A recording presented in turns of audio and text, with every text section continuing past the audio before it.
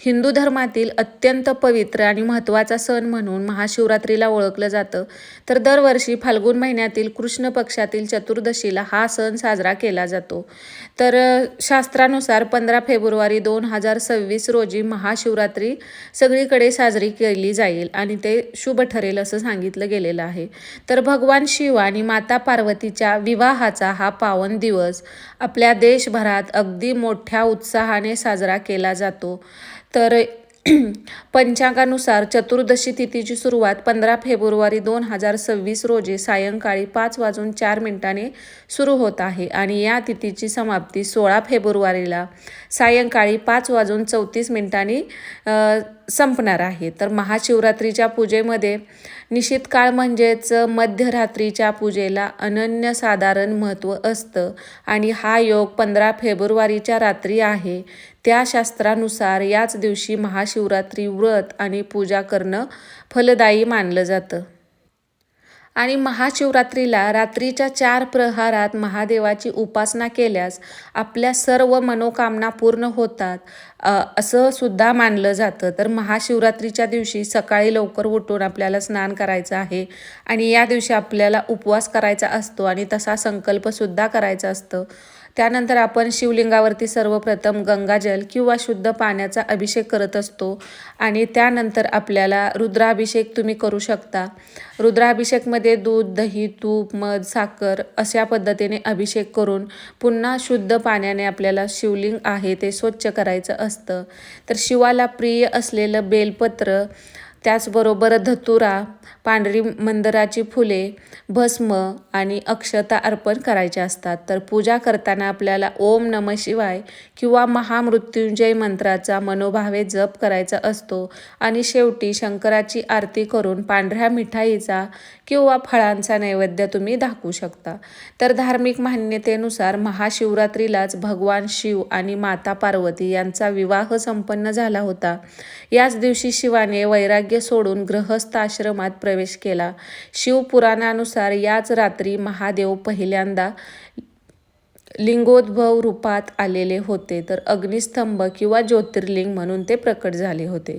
असं मानलं जातं की या रात्री विश्वातील आध्यात्मिक ऊर्जा अत्यंत सक्रिय असते. या दिवशी केलेले ध्यान, जप आणि जागरण इतर दिवसांच्या तुलनेत 1000 पटीने जास्त फळ देते. तर भगवान शिवाने हलाल विष प्राशन करून जगाचे रक्षण केले तो दिवसही हाच मानला जातो. काशी, विश्वनाथ, उज्जैनचे महाकाल आणि सर्व शिवालयामध्ये या दिवशी शिवतांडव स्तोत्र आणि रुद्राभिषेकाचा जयघोष भाविकांमध्ये चैतन्य निर्माण करत असतो. तर तुम्ही अभिषेक आहे शिवलिंगावरती तो घरामध्ये करू शकता, पण तुम्हाला जर जवळपास मंदिर आलं तिथं जाऊन करता आला तर ते फार शुभ मानलं जातं. तुम्ही तिथं जाऊन करू शकता. आणि जर तुम्ही 4 प्रहरात पूजा करायची असेल तर ना, प्रथम प्रहर हा सायंकाळी 6:15 ते रात्री 9:25 तुम्हाला दुधाचा अभिषेक करायचा आहे आणि द्वितीय प्रहर आहे तो म्हणजे रात्री 9:25 ते मध्यरात्री 12:35 दह्याचा अभिषेक करायचा आहे. तृतीय प्रहर आहे तो मध्यरात्री 12:35 ते पहाटे 3:45 आहे. तर यामध्ये तुम्हाला तुपाचा अभिषेक करायचा आहे. आणि चतुर्थ प्रहर आहे तो पहाटे 3:45 ते सकाळी 6:55 तर मधाचा अभिषेक करायचा आहे. तर विशेष निश्चित काळ मुहूर्त म्हणजे 15 फेब्रुवारीच्या मध्यरात्री 12:09 ते 1 या वेळेत तुम्हाला केलेली पूजा अत्यंत शुभ मानली जाते. म्हणजेच 15 फेब्रुवारीच्या मध्यरात्री तुम्हाला 12 ते 1 ह्या वेळेत पूजा करायची आहे आणि ती पूजा अत्यंत शुभ मानली जाते. तसेच देवादिदेव महादेव हे भोळे शंकर म्हणून सुद्धा प्रसिद्ध आहेत आणि मनोभावे केलेली सेवा तसेच कळत नकळत घडलेले सत्कर्म त्यांना किती आवडते आणि त्या मोबदल्यात ते आपल्या भक्ताला काय आशीर्वाद देतात व त्याचा उद्धार कसा करतात हे सांगणारी महाशिवरात्रीची पौराणिक कथा पुण्यदायी आहे. तर महाशिवरात्रीनिमित्त जागरण केलं जातं, रुद्राभिषेक केला जातो, भजन कीर्तन केलं जातं. त्याचबरोबरीनं महाशिवरात्रीच्या कथेचे वाचनसुद्धा केलं जातं आणि तर ही जी महाशिवरात्रीची कथा आहे तर ती आपण थोडक्यात ऐकूया. एका व्याध्याने व्यापाऱ्याकडून कर्ज घेतले होते, परंतु ते त्याला ठरलेल्या मुदतीच्या आत फेडता आलं नाही. त्यामुळे त्या व्यापाऱ्याने व्याध्याला शिव मंदिरात खांबाला बांधून ठेवलं. दिवसभर शिव शिव असे म्हणत तो व्याध उपाशीपोटी त्या शिव मंदिरात उभा होता. तो दिवस महाशिवरात्रीचा होता. व्यापाऱ्याने त्याला संध्याकाळी सोडून दिलं. त्याचे कुटुंब पूर्णतः त्याच्यावर अवलंबून होते. त्यामुळे कुटुंबाचे पोट भरण्यासाठी तो लगेच शिकारीच्या शोधासाठी रानात गेला. हिंडता हिंडता रात्री एका जलाशयाजवळ आला. तिथं पाणी प्यायला जे जनावर आलं होतं त्याला मारायचे ठरवून तो जवळच्या बेलाच्या झाडावर चढून बसला. त्याच्या अंदाजाप्रमाणे काही वेळाने हरणाचा कळप तिथं पाणी पिण्यासाठी आला. बाण नीट मारता यावा म्हणून त्या व्याधाने समोर असलेल्या फांदीचे बिल्वदल तोडून खाली टाकले.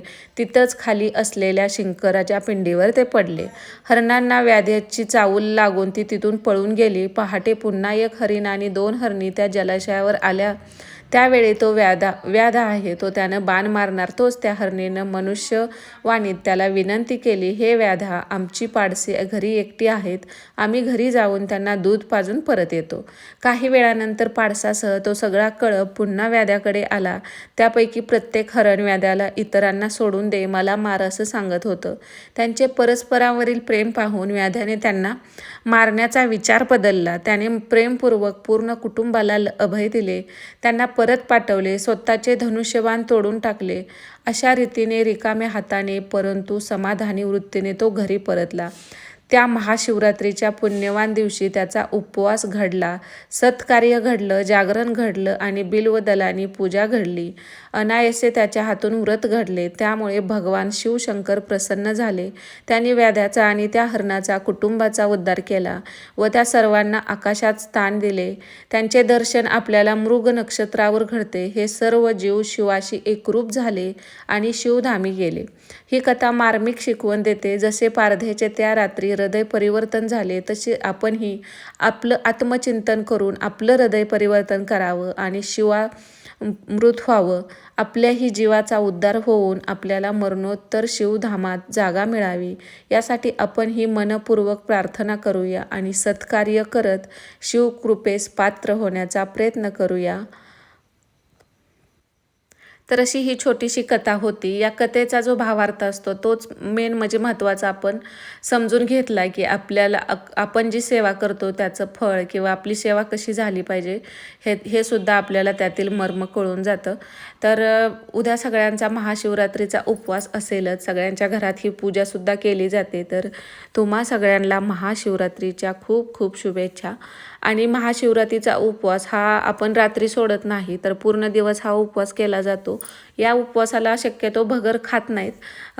फळं, दूध, ताक असं घरचे पदार्थ खाऊन तुम्ही हा उपवास करू शकता. तुमच्या घराच्या जवळपास कुठं मंदिर असेल तर तिथं जाऊन तुम्ही अभिषेक केला तर त्याचं पुण्य तुम्हाला अधिक पटीनं भेटतं. कारण तिथलं वातावरण, तिथल्या लहरी असतात त्या वेगळे राहतात. मंदिरातला जो परिसर असतो किंवा मंदिरात गाभाऱ्यातलं जे काही वातावरण असतं त्यामध्ये खूप सगळ्या पॉझिटिव्हिटी किंवा पॉझिटिव्ह लहरी राहतात. त्यामुळं नक्कीच तुम्ही मंदिरात जाऊन अभिषेक करू शकता.